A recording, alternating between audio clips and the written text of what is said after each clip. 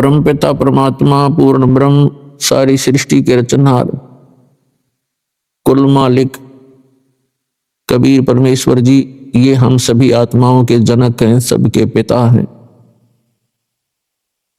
ये वो पूर्ण परमात्मा हैं, ये कादिर भगवान हैं, समर्थ अल्लाह है, कंप्लीट गॉड है, जिनके अंदर ये सर्व गुण प्रत्यक्ष है। तुमेव माता च पिता तुमेव बंधु च सखा तुमेव विद्या च द्रविणम तुमेव सर्व मम देव देव। यही परमात्मा हमारे वास्तव में पिता है। पालक होने के कारण ये पिता है, हमारे जनक होने के कारण ये हमारी माता है, क्योंकि इन्होंने हमें अपने वचन से उत्पन्न किया हुआ सभी आत्माओं को। और यही हमारा असली धन है, क्योंकि परमेश्वर स्वयं आकर बताते हैं, कबीर सब जग निर्धना धनवंता ना कोई, और धनवान उसको जानियो जिस पर राम नाम धन होए। फिर परमात्मा बताते हैं, राम रटत कोड़ी ही भलो, राम रटत कोड़ी भलो, चू चू पड़े जो चामे, वो सुंदर शरीर किस काम का, जा मुख नाही नाम। कबीर राम रटत दारिद्र भलो, टूटी घर की छान, वो सुंदर महल किस काम के, जहां भक्ति नहीं भगवान।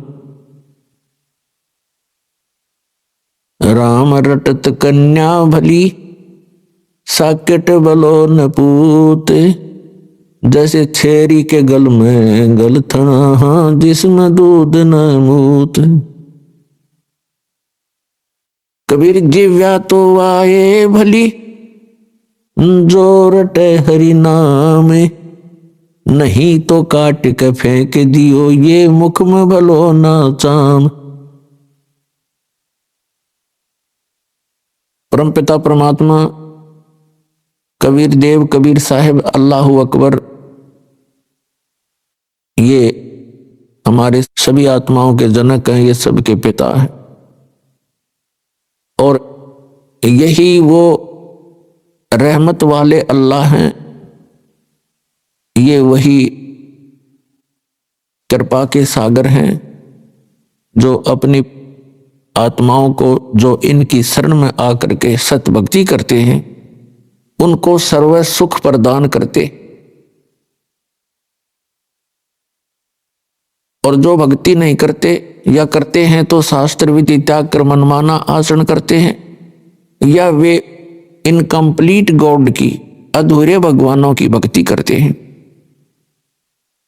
तो वो प्राणी मोक्ष प्राप्ति नहीं कर सकते।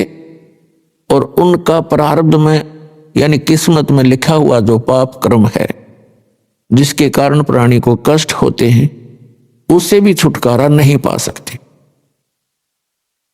प्रत्येक प्राणी इस काल के लोक में 21 ब्रह्मांड में, आप पृथ्वी लोक पर रह रहे हो, ये भी काल के लोक के अंतर्गत आता है। कोई भी सुखी नहीं है। परमात्मा ने बताया कि आप झूठे सुख को सुख कहते हो। आप किस बात को सुख मान बैठे हो?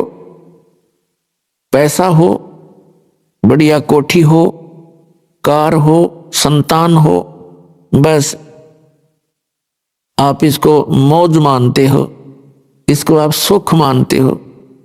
लेकिन आप भूल जाते हो बगैर तत्व ज्ञान के, जिनके ये सर्व सुख थे, उनका किसी का पुत्र मर गया, किसी की पुत्री विधवा हो गई, किसी की पुत्री मृत्यु हो गई, और कईयों के तो परिवार के परिवार दुर्घटना में नष्ट हो जाते हैं।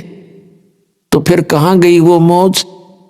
उसमें ध्यान नहीं आता हमारे को कि ये कैसे बिजली गिर रही है, क्यों तो हम मर रहे हैं, क्यों जन्म रहे हैं, इसके पीछे कारण क्या है? तो ये परमात्मा ने आके बताया, जो हमारे पिता हैं, और हम गलती से यहां आ गए थे इस काल के साथ मेला देखने, और इस मेले में हम भी चल गए, अपने परमात्मा से भी छुड़ गए। अब वो परमात्मा यहाँ आता है हमें समझाने के लिए कि जिस स्थान पर आप रह रहे हो ये स्थायी स्थान नहीं है, ये तो एक मेला है। कोई 10 वर्ष रह सकता है, कोई 20 वर्ष, कोई 50 वर्ष, कोई 60 और 100 वर्ष, उसके बाद सभी ने यहां से जाना पड़ेगा। और यहां आप एक दूसरे से अस्थायी तौर पर जुड़े हुए हो, जैसे मेले में मित्र बन जाते हैं। आपका परिवार इतना ही समझो। तो वो आकर जब हमें बताना चाहते हैं तो हम यहां इस काल के जाल में फंस चुके होते हैं। और ये काल एक विलियन है, खलनायक है। इसकी चेष्टा रहती है कि यहां मेरे जाल में फंसे हुए सभी आत्माओं को इतना भ्रमित कर दूं कि ये अपने पिता को पहचान भी ना सके। और इसने ऐसा ही कर रखा है। जब वो परमात्मा यहां आते हैं स्वयं, तो उस समय हम उसको पहचान नहीं पाते और झूठे ज्ञान के आधार से, भ्रमित ज्ञान के आधार से हम अपने ही पिता का विरोध करके इस काल कसाई के जाल में फंसे ही रह जाते। वो परमात्मा स्वयं आते हैं और अपना ज्ञान कराने की चेष्टा भी कराते हैं और हमें यह भी बताना चाहते हैं कि तुम यहां के वासी नहीं हो और ये तुम्हारा सही ठिकाना नहीं है। क्या बताते हैं कि पहले गए, जो पहले मृत्यु को प्राप्त हो चुके हैं, उन्होंने तो कभी किसी को आकर बताया नहीं हम कहां गए। और शेष जो बचे हैं ये भी ऐसे ही चले जाएंगे। और जो भक्ति साधना, जो क्रियाएं आप आजीवन करते हो, ये इस काल के जाल में फंसे रहने की सुव्यवस्था है। उसके लिए सत भक्ति करनी पड़ती है, उस साहेब की भक्ति करनी पड़ती है, समर्थ भगवान की, कंप्लीट गॉड की। और वो भक्ति केवल वो स्वयं ही आकर बताते हैं। जब वो बताने आते हैं तब तक हम इन नकली गुरुओं, आचार्यों, शंकराचार्यों, काजी और मुल्लाओं और इन पीरों के द्वारा इतने भ्रमित कर दिए जाते हैं कि हम परमात्मा के उस ज्ञान को स्वीकार नहीं कर सकते, नहीं कर पाते। पुण्यात्माओं, इसके पीछे क्या कारण रहा कि हम सभी अशिक्षित थे और प्रत्येक धर्म के धर्मगुरु कुछ एक व्यक्ति होते थे जिनको हम ये मानते थे कि ये सभी सदग्रंथों से, अपने अपने धर्म के सदग्रंथों से पूर्ण परिचित हैं, विद्वान पुरुष हैं, जिस कारण से हमने उनके किसी भी बात पर डाउट नहीं हुआ, अविश्वास नहीं हुआ। और अभी तक हम उनके द्वारा दिए गए लोकवेद, दंत कथा को आधार मानकर अपना जीवन जी रहे थे। परमात्मा को पता था कि ये तब तक मुझे नहीं पहचान पाओगे जब तक ये स्वयं शिक्षित ना होंगे। तो पुण्यात्माओं, चौथा युग आ गया है। जनता कभी शिक्षित नहीं थी, क्योंकि ये शिक्षा एक अभिशाप है इस जीव के लिए और वरदान भी है। अभिशाप तो इसलिए है कि इसमें हम ज्यादा चतुर बन गए और सांसारिक सुख सुविधाओं को प्राप्त करने की दौड़ हमने बहुत स्पीड तक लगा रखी है। एडी से चोटी का जोर केवल माए इकट्ठीकरण में लगे, अभिमानी हो गए। छोटी सी पोस्ट पर मिल जाती है, हवा मुड़ जाता, सीधे मुंह बात नहीं करता वो व्यक्ति। और पहले अपने बुजुर्ग थे, आय का आदर करते थे, प्यार से बोलते थे, विनम्र रहते थे। तो विनम्र व्यक्ति के साथ भगवान रहता है। जिसमें जरा सा भी अभिमान आ जाता है उससे भगवान दूर हो जाता है। केवल वो अपना फिर कर्म ही प्राप्त करता है पूर्व जन्म का, उसको अन्य कोई लाभ नहीं मिल सकता। तो अब परमात्मा ने आप जी को शिक्षित बनाया है। अब ये शिक्षा आपके लिए वरदान सिद्ध होगी कि आप परमात्मा को पहचान सकोगे, अपने सदग्रंथों को स्वयं पढ़ सकते हो, निर्णय ले सकते हो। और इस मनुष्य जीवन का मूल उद्देश्य है केवल परमात्मा प्राप्ति, भक्ति करके सतलोक जाने के लिए ही ये मनुष्य जीवन प्राप्त होता है। जो क्रियाएं हम करते थे, संतानों उत्पत्ति, उनकी परवरिश में सारा जीवन लगाकर हम ये कहा करते थे, हमारे बुजुर्ग, हमने देखा सुना कि मेरा काम पूरा हो गया, बच्चों का विवाह कर दिया, परमात्मा ने उनका संतान दे दिया, अपने पैरों पर खड़े हो गए, अब मेरी बेशक मृत्यु हो जाओ, मेरा काम पूरा हुआ। अब इस तत्व ज्ञान से, अध्यात्म ज्ञान से पता चला कि मनुष्य वाला काम तो शुरू भी ना किया उसने, ये कर्म तो पशु पक्षियों जैसे ही किए आज तक जो आपने किए। तो इस मनुष्य जीवन का यदि कोई मूल उद्देश्य है, केवल परमात्मा प्राप्ति है। और आप जी जिनको ये मानव शरीर मिला है, ये एक ड्रेस है, ड्रेस पोशाक, इसको संत भाषा में चोला बोलते हैं, चोला यानी कपड़ा। तो ये वस्त्र आपको अन्य प्राणियों से भिन्न प्राप्त है, तो इसका कोई काम भी भिन्न है। और उस काम के बिना इस मनुष्य जीवन का कोई यूज नहीं, चाहे कितने कोठी बना लो, फैक्ट्री लगा लो, या चाहे कितनी कार खरीद लो, एक सेकंड में मृत्यु हो जाती है, सब कुछ धरा धरा रह जाता है। और हाथ मसलता हुआ हारे हुए ज्वारी की तरह यह प्राणी यहां से शरीर छोड़कर चला जाता है। जो भक्ति नहीं करता और भक्ति कर रहा है नकली गुरुओं के पास, वो भी हारे हुए ज्वारी की तरह ही जाएगा। तो पुण्यात्माओं, आप जी को ये ड्रेस अलग मिली है, इसका काम भी भिन्न है। जैसे बच्चे विद्यालय में जाते हैं, विद्यार्थी की ड्रेस, उनकी पोशाक भिन्न होती है। और अन्य जो मजदूरी करते हैं या खेतों में काम करते हैं या कोई अपनी अन्य दुकान आदि में कार्य करते हैं, मजदूरी करते हैं, तो उनकी ड्रेस पोशाक भिन्न होती है। और ड्रेस पहनकर जाते हैं जो विद्यार्थी हैं, उनको फ्री कर दिया जाता है परिवार की तरफ से कि बेटा और बेटी तुम अपनी शिक्षा ग्रहण करो, अपना भविष्य बनाओ। और यदि वो बच्चे उस शिक्षा काल में, विद्यार्थी जीवन में अपना उद्देश्य को ध्यान में ना रखकर, पढ़ाई ना करके कोई सिनेमा देखता है, कोई ताश खेलता है या कोई ऐसे ही गप्पे मारता रहता है, तो उनको फिर बाद में बहुत पछताना पड़ता है जब उनका विद्यार्थी जीवन समाप्त हो जाता है। एक समय एक व्यक्ति सड़क के ऊपर, रोड के ऊपर वहां मिट्टी डाल रहा था, मजदूरी कर रहा था। वहीं पर उसी रोड का इंचार्ज एक एक्सियन आया, एग्जीक्यूटिव इंजीनियर, और वो जब आकर इंस्पेक्शन करके चला गया, तब वो टोकरी डाल रहा व्यक्ति, वो मजदूर कहता है कि ये एक्सियन, इसका ये नाम है, ये मेरा सहपाठी था, मेरा क्लास फेलो था, मेरे क्रम फूट गए, मैं पढ़ा को नहीं, बकवाद करता रहा, सिनेमा देखता रहा। हम इकट्ठे ही इंजीनियरिंग कर रहे थे, +2 करके, 12वीं करके, और मैं पढ़ा नहीं। आज ये एक्शन लग के कारों में घूम रहा है और मैं मजदूरी कर रहा हूं। तो परमात्मा कहते हैं आप यूं पछताओगे जिनको मानव शरीर प्राप्त है। ये विद्यार्थी हो तुम, और जो बच्चे इधर ध्यान देंगे, अपना इस मूल उद्देश्य को पूरा कर लेंगे, सत्य भक्ति, पूर्ण संत की खोज करके, सत भक्ति करके, ये तो चले जाएंगे सतलोक में, जहां कोई दुख नहीं, सुख ही सुख है। और फिर कभी मृत्यु नहीं होगी, कभी वृद्ध अवस्था आपको नहीं सतावेगी। वो सृष्टि है रहने की। ये तो सजा प्राप्त प्राणी यहां पर डाल दिए गए हैं जिन्होंने वहां गलती की थी एक बार।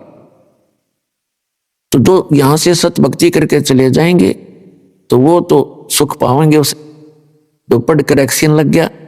और दूसरे दुख पाओगे जो इस मनुष्य जीवन के अंदर केवल राजनीति में, कोठी बनाने में, बंगले बनाने में, बूटी सूटी लाने में और बेमतलब की बकवाद करके अपना जीवन व्यर्थ कर जाते हैं। वो ऐसे पछताएंगे जैसे वो मजदूर पछता रहा था, फिर गधे कुत्ते बनकर मजदूर लगेंगे।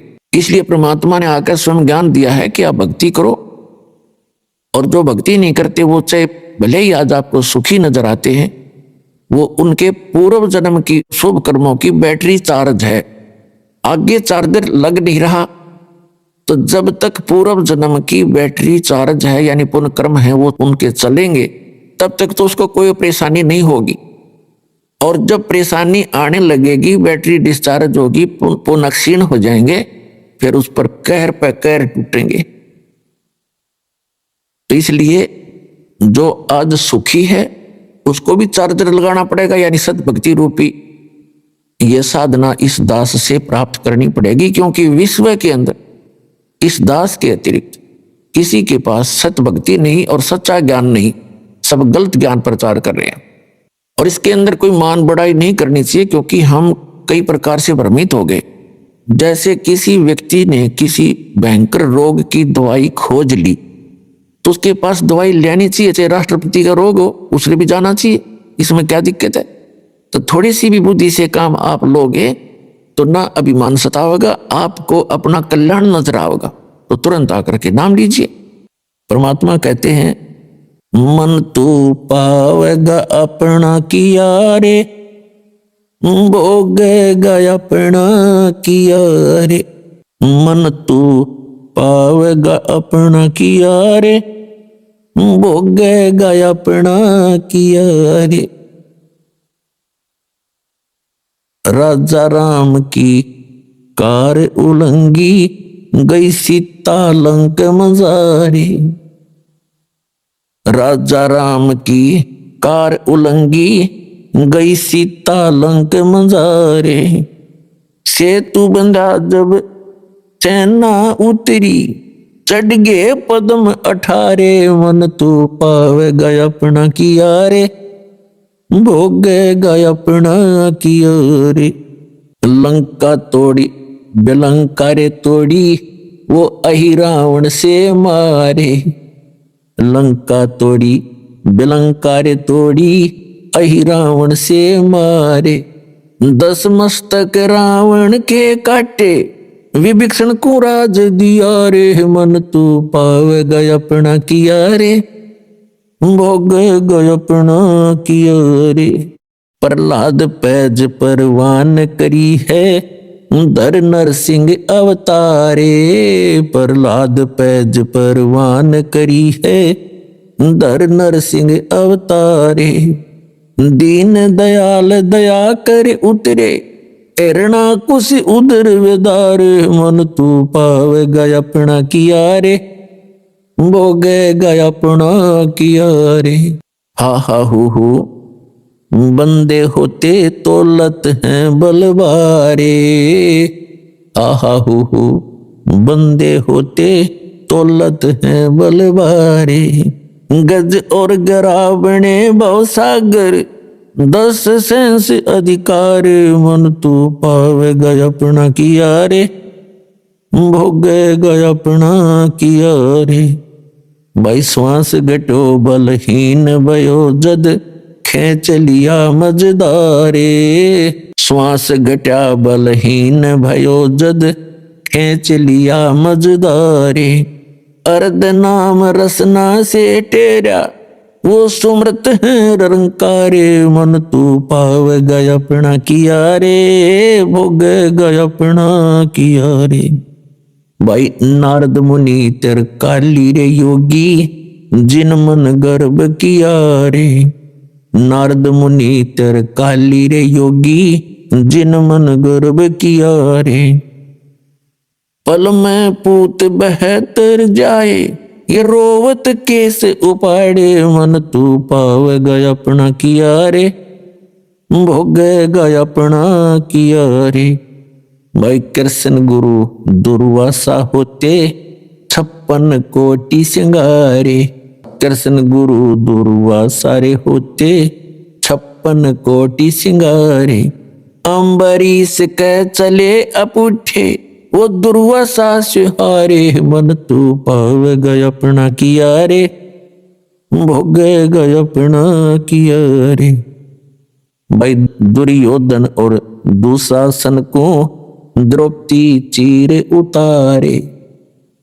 दुर्योधन और दुशासन को द्रौपदी चीर उतारे। अंधे को पीन दी थी, वो बढ़ गए अंत अपारे। मन तू पावेगा अपना किया रे, भोगेगा अपना किया रे। भाई भीष्म पिता और द्रोणाचार्य कर्ण से बाणों मारे। भीष्म पिता और द्रोणाचार्य ये कर्ण से बाणों मारे। महाभारत में टटीरी के रखे, वहां घंटा टूटे पड़ा रे। मन तू पावेगा अपना किया रे, भोगेगा अपना किया रे।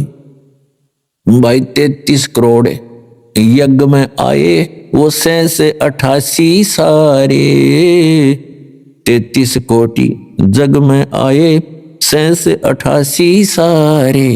12 कोटि वेद के वक्ता वहां सुपच का शंख बजारे, मन तू पावेगा अपना किया रे, भोगेगा अपना किया रे। भाई चमरा कनक जनेऊ काढ़ा विप्र पंडित सब हारे, चमरा कनक जनेऊ काढ़ा पंडित विप्र सब हारे।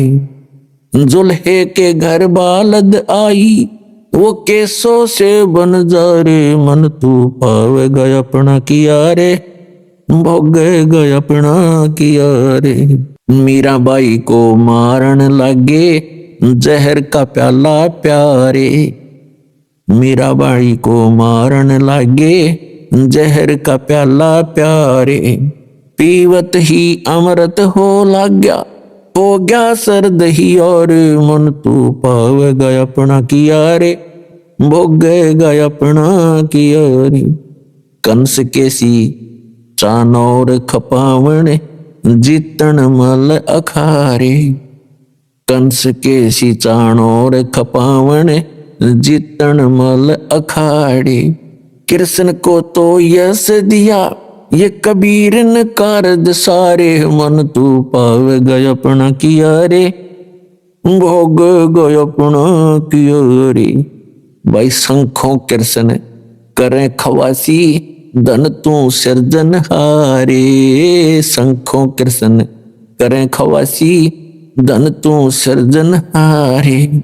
दास गरीब करे को सरवर, ऐसा शीश हमारे, मन तू पावेगा अपना किया रे, भोगेगा अपना किया रे, मन तू पावेगा अपना किया रे, भोगेगा अपना किया रे।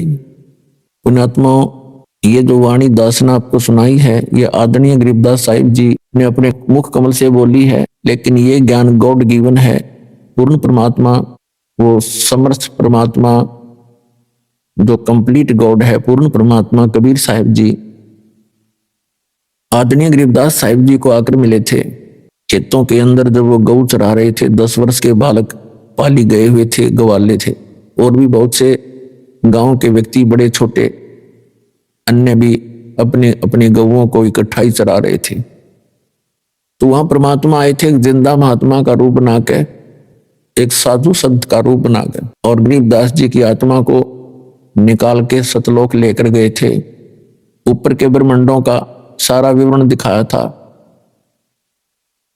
ब्रह्मा विष्णु महेश के लोक दिखाए, धर्मराज का लोक दिखाया, क्या क्या यहाँ की व्यवस्था है, आप यहाँ जन्मते मरते क्यों हो, इसका कारण क्या है, ये सब उनको प्रत्यक्ष करवाया था।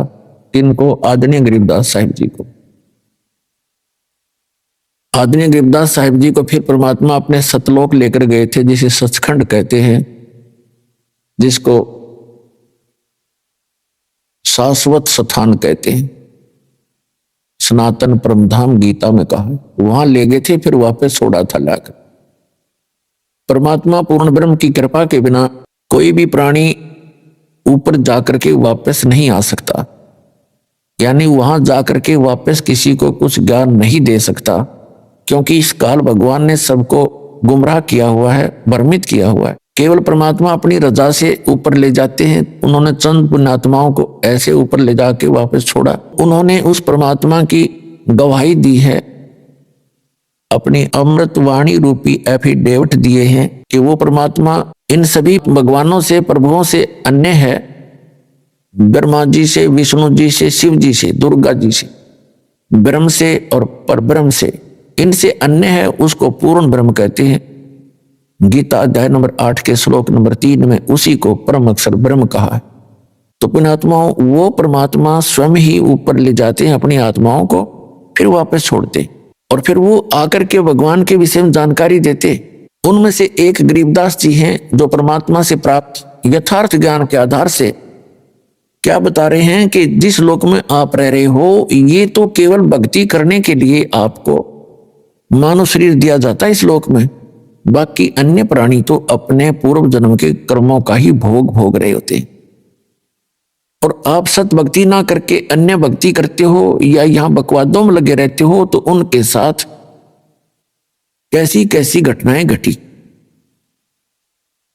यदि आप यहां सुख संपत्ति चाहते हो, सुख संपत्ति से सुख मानते हो या संतान से सुख मानते हो, उसका उदाहरण देते हुए बताते हैं, सर्व सोने की लंका होती रावण से रणधीरम, एक पलक में राज विराजी वो जम के पड़े जंजीरम, मन तू सुख के सागर बस रे भाई और ना ऐसा यस रे। फिर बताते हैं, क्या मांगो कुछ थिर ना रहाई और देखत नैन चला जग जाई, एक लख पूत सवा लख नाती उस रावण के आज दीवा नबाती। यदि आप यहाँ संपत्ति चाहते हो, बड़ी बड़ी हवेली बनाना चाहते हो, कई कई मंजिल की कोठियां बनाना चाहते हो और उसके ऊपर अच्छी मार्बल वगैरह लगा कर अपनी शान और शौकत बनाकर आप खुश हो, उसको संकेत देते हैं कि श्रीलंका का राजा जो रावण था उसने सोने के महल बना रखे थे, सोने की ईंटों से, और उसके 1 लाख पुत्र थे। और ऐसे कुबद करने वालों का जो सत भक्ति नहीं करते, रावण भक्ति भी करता था लेकिन भगवान शंकर की करता था, तमोगुणी शंकर की। और ये भगवान आपको केवल वर्क डन ही दे सकते हैं, जैसा करोगे वैसा ही पाओगे, इसमें कोई परिवर्तन नहीं कर सकते। और वो समर्थ परमात्मा जो पूर्ण ब्रह्म है, सत्य पुरुष है, अकाल मूर्त है, वो कबीर देव है, कबीर साहब है, जो काशी में बनारस में धानक रूप में आए थे। 120 वर्ष रहे, वो ये ज्ञान ही दिया करते थे और एक झोंपड़ी में बैठकर सारे ब्रह्मांडों का संचालन भी करते थे और हम सबका पालन पोषण भी करते थे। वो पूर्ण परमात्मा है। जब तक हम सत भक्ति नहीं करते हो तो अपना कर्म ही मिलता है। तो यहां याद दिलाना चाहते हैं, यदि तुम संतान ही परमात्मा से मांगते हो या आपको संतान प्राप्त है, बेटा और बेटी, उनकी अच्छी कोई व्यवस्था है, उनके बढ़िया रोजगार चल रहे हैं और आप निश्चिंत होकर बैठ गए हो, मूल उद्देश्य भूल गए हो भगवान का, तो आपकी भूल है।